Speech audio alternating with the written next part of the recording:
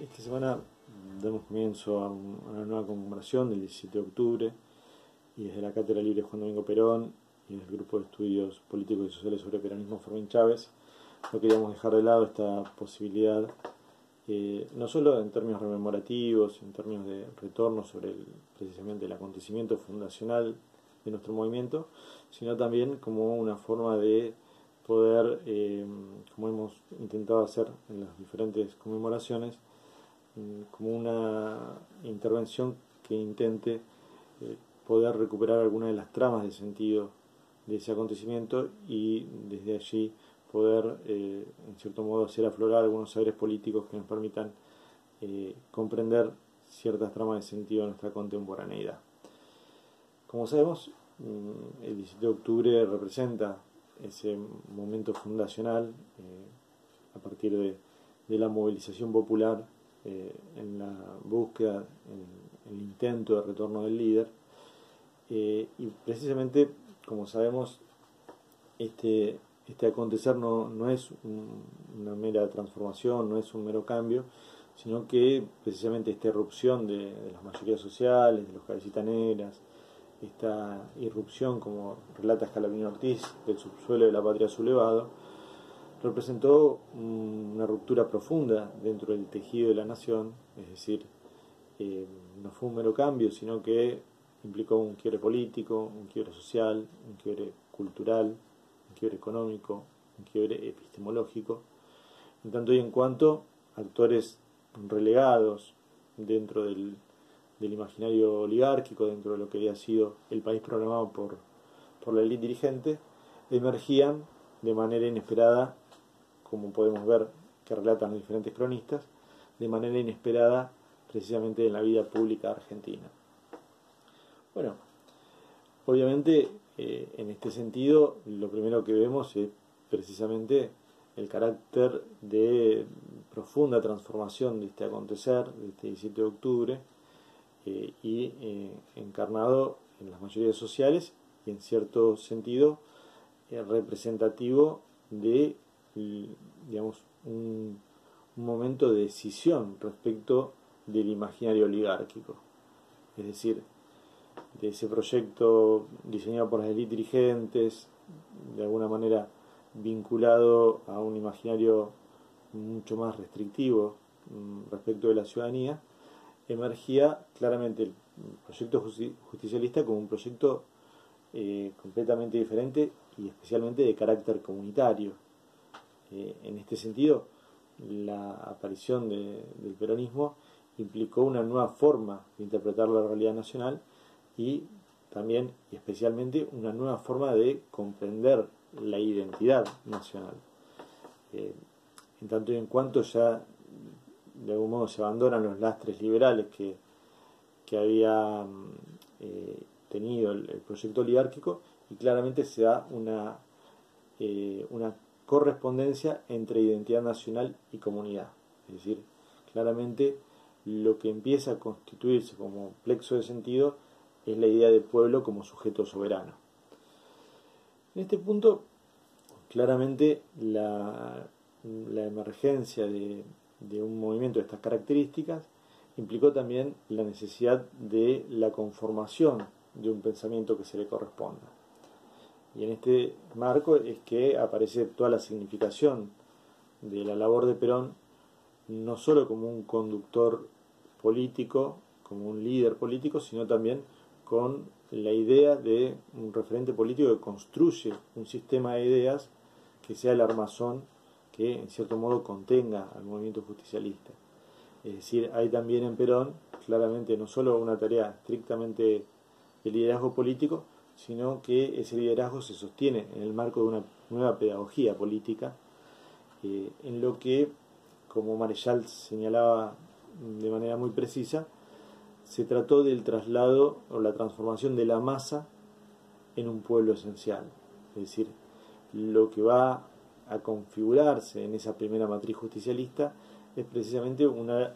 labor de lo que podríamos denominar una especie de pedagogía política que va a entender que el actor popular necesariamente tiene que cualificarse políticamente en términos de su participación para realmente tornarse efectivamente soberano. Y es en este marco en el cual emergen gran parte de las producciones intelectuales de Perón, al mismo tiempo que se dan hechos fundamentales y fundacionales, como el Congreso de Filosofía del 49, la recuperación de la figura de San Martín, del legado histórico del Martín Fierro. Es decir, se va dando forma a una nueva axiomática de los sujetos populares que claramente va a estar representada por todas estas tecnologías que va dándose el peronismo. En este punto, como claramente hemos visto en algunas críticas, digamos, que no tienen tanto fundamento, podemos decirlo así, se ha marcado la idea de que el pensamiento peronista, digamos, un pensamiento que va a primar la idea de justicia social, soberanía política, independencia económica, como basamentos, posteriormente la idea de unión nacional. Este pensamiento, en cierto modo, es un pensamiento desactualizado, fundamentalmente es un pensamiento que es un pensamiento viejo. Claramente, analizando los hechos, analizando la forma en que se inscribe, textos como la comunidad organizada, conducción política, la obra de los pueblos, claramente no estamos hablando de un pensamiento viejo, particularmente si tomamos en cuenta que, por ejemplo, en el liberalismo, y tomando a la figura central como Adam Smith y la riqueza de las naciones, nos estamos remitiendo a fines del siglo XVIII, o si queremos pensar en la tradición de izquierda y vamos al imaginario marxista, nos encontramos con producciones, tomando como referencia el Manifiesto Comunista de mediados del siglo XIX. Claramente la emergencia, el advenimiento del pensamiento justicialista es un pensamiento frente a lo que era el escenario ideológico, un pensamiento novedoso. Novedoso por diferentes razones. En primer lugar, por el acaecer de un imaginario comunitario, es decir, de un fuerte basamento en la idea de pueblo como sujeto político, y no la idea de clase, ni tampoco la idea de individuo, es decir, las ideas del marxismo y del liberalismo, sino que estas ideas están contenidas dentro de un imaginario superior que es el del pueblo. Y al mismo tiempo nos encontramos con una ideología nueva, en tanto producto de de una síntesis nueva, es decir, en este punto el peronismo aparece como reflejo de una estructura del pensar americano, de un pensar mestizo, de un pensar que, si bien toma de diferentes fuentes, emerge fuertemente por un lado a partir de lo que ha sido la generación del 900, de Rodó, de Manuel Ugarte, en cierta medida de García Calderón, con mayor importancia Haya de la Torre, y en correspondencia con el pensamiento de Haya, con la experiencia de Forja en nuestro país. Es decir, nos encontramos frente a un pensamiento americano, un pensamiento renovado, un pensamiento que se constituye a partir de la experiencia del encuentro y el mestizaje, y en ese sentido de un pensamiento de raigambre continental, que al mismo tiempo va a encontrar un eje de sentido muy significativo en poder trasladar ese imaginario cultural, esa cosmovisión cultural americana, a un proyecto político estratégico, que claramente va a estar vinculado a la idea de tercera posición, es decir, de construir un modelo nacional, un modelo de alcance sudamericano, latinoamericano, pero enclaustrado principalmente en la América del Sur, que pueda ofrecerse como un saber periférico, es decir, como un saber alternativo a lo que se consideran dos imperialismos, el imperialismo norteamericano y el imperialismo soviético.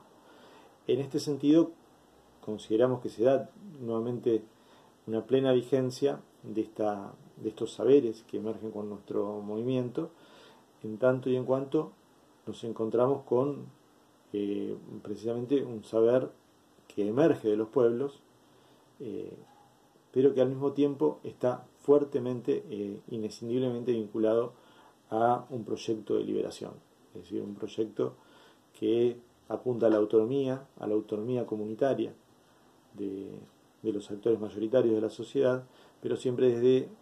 una perspectiva que también va a hacer primar una mirada estratégica de inserción en el escenario global. Bueno, muchas gracias.